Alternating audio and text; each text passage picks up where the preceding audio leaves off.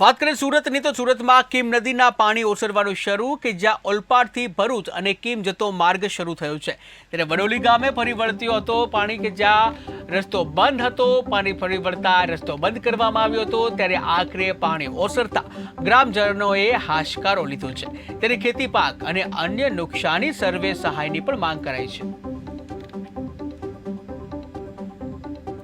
હાલમાં મંગળ તાલુકાની અંદર ઉપરવાસમાં વધુ વરસાદ હોવાના કારણે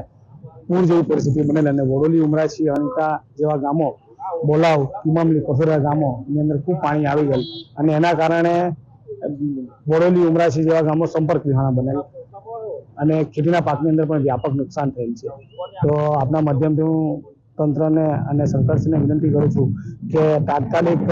ખેતીનું સર્વે કરાવી ખેડૂતોને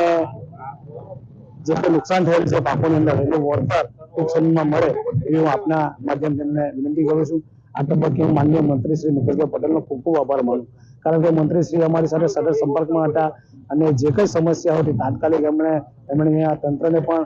ખડે પગે રાખી ને જે કંઈ મદદ થતી હોય એ મદદ એમણે કરી છે તો એમનો પણ ખૂબ ખૂબ આભાર માનું છું।